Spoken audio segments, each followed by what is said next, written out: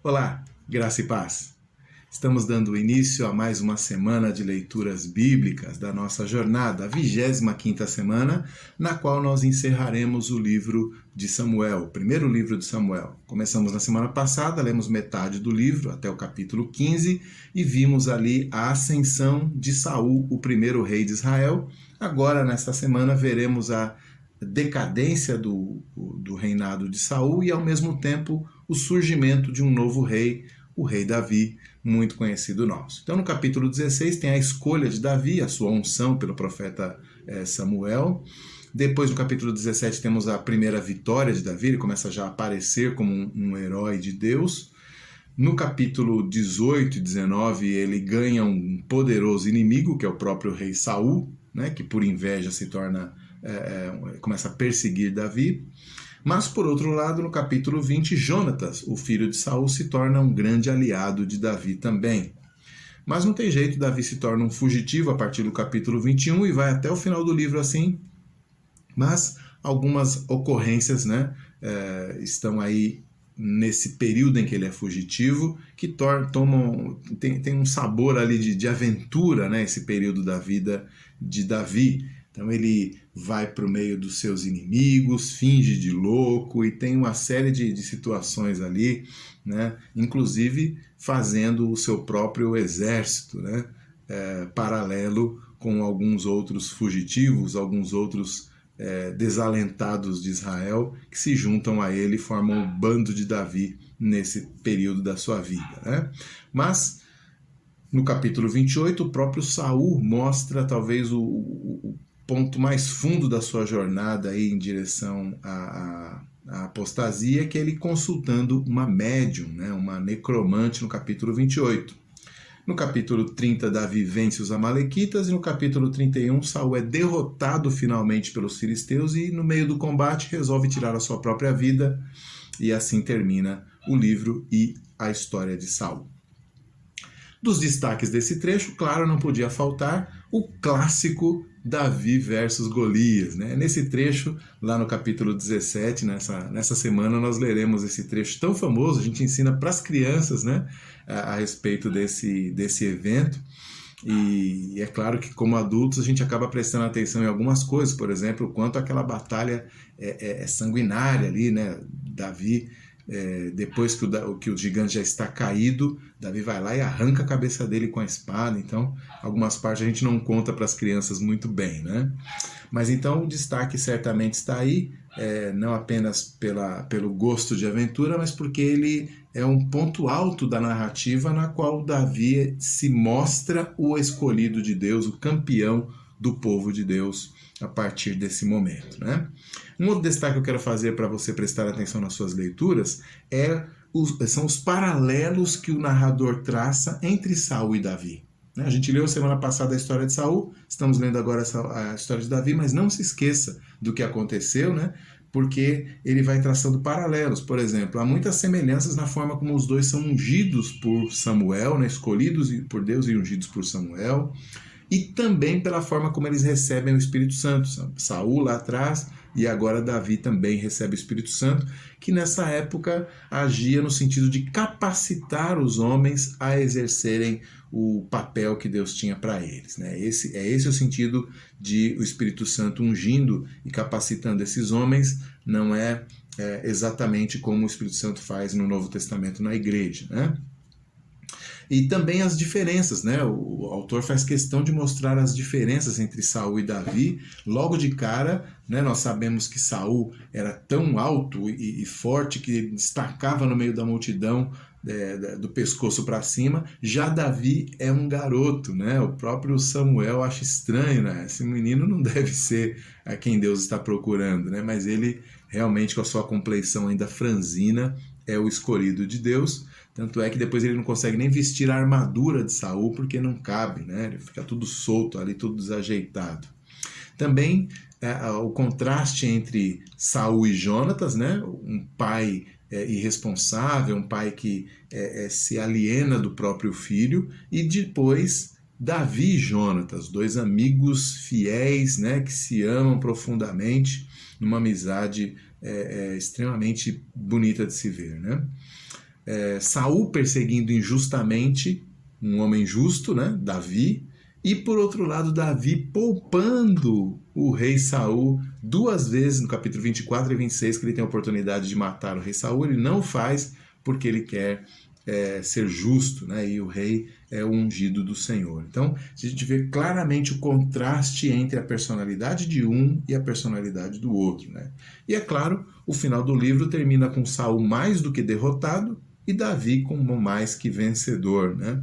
Os dois, ali nos 2 últimos capítulos, Davi vence os amalequitas, Saul é derrotado pelos filisteus em seguida. Um destaque também em relação à interpretação é claro, no capítulo 28, quando Saul consulta a médium, né, a necromante. Geralmente, em linhas gerais, há 3 possibilidades de entender esse texto. A primeira delas é que sim, Deus concedeu que Samuel viesse dos mortos para falar uma última vez com o rei que ele havia reprovado, com o rei Saul, né? Então, Deus poderia ter concedido isso excepcionalmente.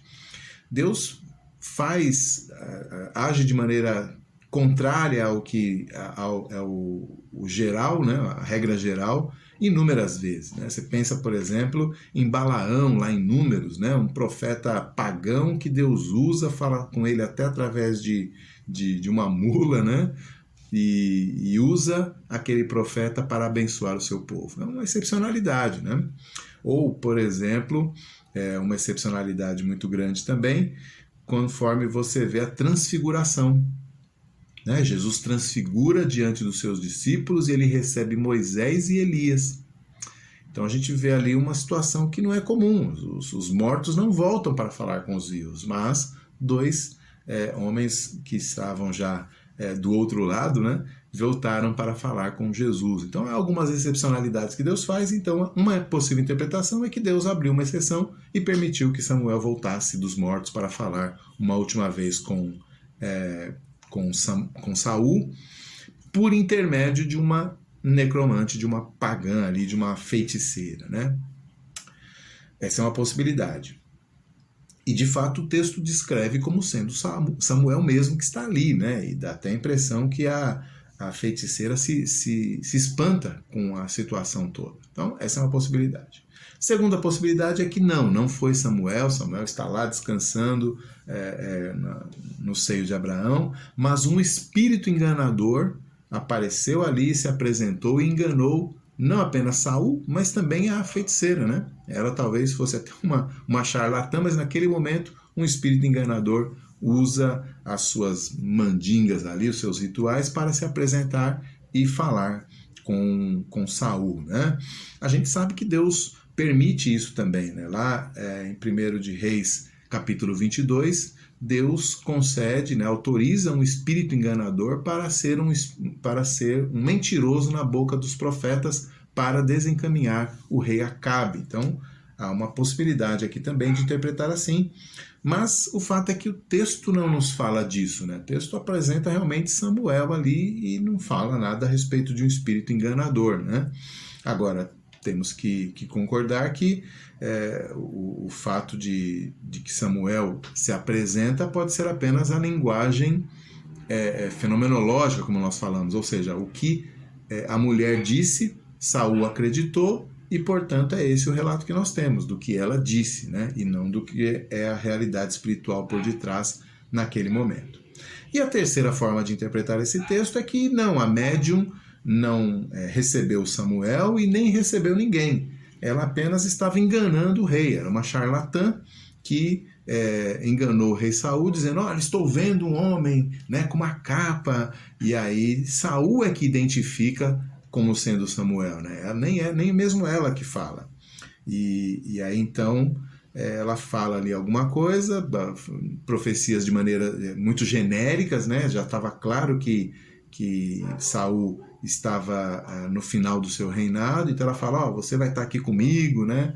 Então seria uma terceira interpretação, que a médium estava apenas ali enrolando, né? Falando coisas óbvias que depois se completam e se concretizam mais ou menos, né? Não exatamente como ela falou ali, usando o personagem, né? Usando enganosamente Samuel para falar a Saul, enrolando Saul e mandando Saul, despachando Saul para não ser morta, já que o próprio Saul tinha proibido o exercício de feitiçaria, necromancia e mediunidade no seu território, conforme a própria palavra de Deus. Então, essas são as três possibilidades mais óbvias de entender esse texto. É difícil a gente escolher, porque nenhum deles explica completamente o texto. Particularmente, eu acho que a médium estava enganando mesmo Saul, e Samuel não apareceu ali, nem o espírito enganador, nem nada, eram só a médium e Saul, e o texto nos conta aquilo que Saul acha que viu, e não aquilo que era a realidade, né? Então, Saul mesmo não vê nada, né? A mulher que fala para ele que está vendo um homem e tal, e aí ele acredita. De qualquer forma, independentemente de qual dessas interpretações seja a mais correta, a questão, como nós já vimos lá atrás, é que narrativas, episódios de narrativas bíblicas não compõem uma doutrina, senão a gente, por causa de Abraão com as suas muitas mulheres, a gente poderia defender a bigamia, trigamia, poligamia, né? Porque ele teve, além de Sara, várias concubinas e mulheres, né? Então, não é assim que a gente faz. A necromancia, ou seja, a consulta aos mortos, é condenada objetivamente na lei de Moisés. Lá em Levítico 20 e 27 fala dos necromantes, lá em Deuteronômio 18, 11 fala daqueles que consultam os mortos. Isso é tudo condenado pela lei de Deus, e não importa se aquela mulher tinha essa capacidade ou não, se era um demônio, se era o próprio Samuel por autorização de Deus, ou se ela era um enganador. O fato é que isso é condenado na lei de Deus, e o que aconteceu com Saul não autoriza, não legitima esse tipo de prática de maneira alguma, né? Inclusive, no Novo Testamento, Jesus conta lá uma parábola, né? Ou seja, ele tem o objetivo de ensinar. Então, apesar de ser uma história, ela tem um peso diferenciado, porque ele está contando a história de Lázaro e do rico, com o objetivo de ensinar verdades espirituais. Então, ali fica claro que não há essa possibilidade dos mortos voltarem para ensinar alguma coisa, para se comunicar por alguma razão com os vivos, né? E Hebreus 9:27 também diz que cada pessoa vive uma só vez e depois disso vem o juízo. Então, não há essa possibilidade da pessoa ficar num limbo ali esperando alguma coisa, com a possibilidade de conversar com quem está do lado de cá. Isso não é a doutrina cristã de maneira alguma. Bom, então essa é a nossa leitura dessa semana, né? Encerrando o primeiro livro de Samuel e sendo apresentados para o grande rei de Israel, aquele que foi um tipo, né? Ou seja, ele teve algumas características ali que apontavam para o maior rei de Israel, que viria, né, muito tempo depois, o Senhor Jesus, o nosso Rei dos Reis e Senhor dos Senhores. Então a gente acompanha agora a história de Davi, o rei poeta de Israel. Boa leitura, Deus abençoe e até a próxima.